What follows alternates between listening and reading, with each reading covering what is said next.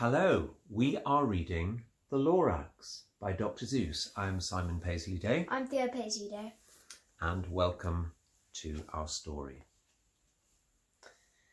At the far end of town, where the grickle grass grows, and the wind smells slow and sour when it blows, and no birds ever sing excepting old crows, is the street of the lifted Lorax. And deep in the grickle grass, some people say, if you look deep enough, you can still see today, where the Lorax once stood, just as long as it could. For somebody lifted the Lorax away. What was the Lorax? And why was it there? And why was it taken and lifted somewhere? From the far end of town where the grickle grass grows. The old Onceler still lives here. Ask him. He knows. You won't see the Onceler. Don't knock at his door. He stays in his lurkim on top of his store, He lurks in his lurkim, cold under the roof. where he makes his own clothes out of muffed moof. And on special dank midnights in August he peeks Out of the shutters, and sometimes he speaks. and tells how the Lorax was lifted away. He'll tell you perhaps, if you're willing to pay. On the end of a rope he lets down a tin pail And you have to toss in 15 pence and a nail. and the shell of a great-great-great-grandfather snail. Then he pulls up the pail Makes a most careful count, to see if you paid him the proper amount. Then he hides what you paid him away in his snub. His secret strange hole in his grovulous glove. Then he grunts. I will call you by whisper-my-phone, for the secrets I tell are for your ears alone. Slap. Down slops the whisper-my-phone to your ear, And the old Onceler's whispers are not very clear. since they have to come down through a snurgly hose, And it sounds. as if he had smallish bees up his nose. Now I'll tell you He says with his teeth sounding grey. how the Lorax got lifted and taken away. It all started way back, such a long, long time back. Way back in the days when the grass was still green, and the pond was still wet, and the clouds were still clean, and the song of the swommy swans rang out in space, one morning I came to this glorious place, and I first saw the trees, the truffula trees, the bright coloured tufts of the truffula trees, mile after mile in the fresh morning breeze. And under the trees I saw brown barbaloots, frisking about in their barbaloot suits as they played in the shade and ate truffula fruits. From the ripulous pond came the comfortable sound of the humming fish humming while splashing around. But those trees, those truffula trees, all my life I'd been searching for trees such as these. The touch of their tufts was much softer than silk, and they had the sweet smell of fresh butterfly milk. I felt a great leaping of joy in my heart. I knew just what I'd do. I unloaded my cart. In no time at all, I had built a small shop. Then I chopped down a truffula tree with one chop, and with great skilful skill, and with great speedy speed, I took the soft tuft, and I knitted a thneed. The instant I'd finished, I heard a Gazump. I looked. I saw something pop out of the stump of the tree I'd chopped down. It was sort of a man. Describe him? That's hard. I don't know if I can. He was shortish, and oldish, and brownish, And mossy. and he spoke with a voice that was sharpish and bossy. Mister, He said with a sawdusty sneeze. I am the Lorax. I speak for the trees. I speak for the trees have no tongues. And I'm asking you, sir, at the top of my lungs. He was very upset as he shouted and puffed. What's that thing you've made out of my truffula tuft? Look, Lorax, I said, there's no cause for alarm. I chopped just one tree. I'm doing no harm. I'm being quite useful. This thing is a thneed. A thneed's a fine something that all people need. It's a shirt, it's a sock, it's a glove, it's a hat.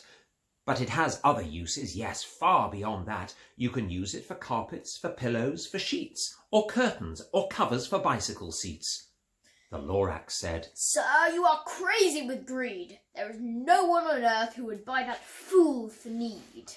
But the very next minute I proved he was wrong. For just at that minute a chap came along, and he thought that the Thneed I had knitted was great. He happily bought it for $3.98. I laughed at the Lorax. You poor stupid guy. You never can tell what some people will buy. I repeat, Cried the Lorax. I speak for the trees. I'm busy, I told him. Shut up, if you please. I rushed across the room and in no time at all built a radio phone. I put in a quick call. I called all my brothers and uncles and aunts and I said, listen here, here's a wonderful chance for the whole Onceler family to get mighty rich. Get over here fast. Take the road to North Nitch. Turn left at Weehawken, sharp right at South Stitch. And in no time at all, in the factory I built, the whole Onceler family was working full tilt. We were all knitting Thneeds just as busy as bees, to the sound of the chopping of truffula trees. Then, oh, baby, oh, how my business did grow. Now, chopping one tree at a time was too slow, so I quickly invented my super axe hacker, which whacked off 4 truffula trees at one smacker. We were making Thneeds 4 times as fast as before, and that Lorax, he didn't show up anymore. But the next week, he knocked on my new office door. He snapped, I'm the Lorax who speaks for the trees, which you seem to be chopping just as fast as you please. I'm also in charge of the brown barbaloots, who played in the shade in their barbaloot suits and happily lived eating truffula fruits. Now, thanks to your hacking my trees to the ground, there's not enough truffula fruit to go round, and my poor barbaloots are all getting their crummies, because they have gas and no food in their tummies. They love living here, but I can't let them stay. They will have to find food, and I hope that they may. Good luck, boys! he cried, and he sent them away. I, the Onceler, felt sad as I watched them all go.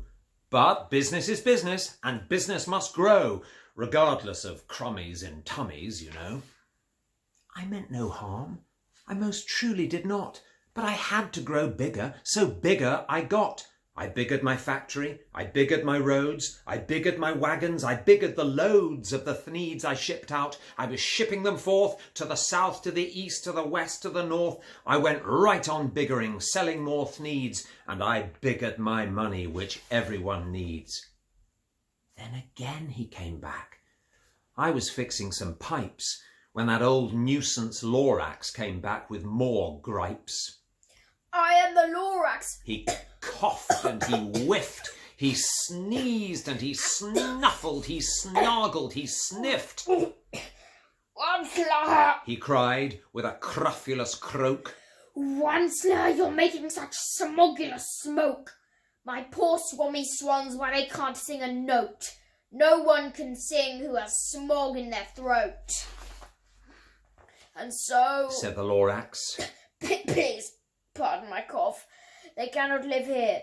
I'm sending them off. Where will they go? I don't hopefully know. They may have to fly for a month or a year to escape the smog you've smoked up around here. What's more, snapped the Lorax, his dander was up. Let me say a few words about gluppity-glup. Your machinery chugs on day and night without stop, making gluppity-glup, also sloppity-slop. And what do you do with this leftover goo? I'll show you, you dirty old Onceler man, you! You're glumping the pond where the hummingfish hummed. No more can they hum, for their gills are all gummed. So I'm sending them off. Oh, their future is dreary.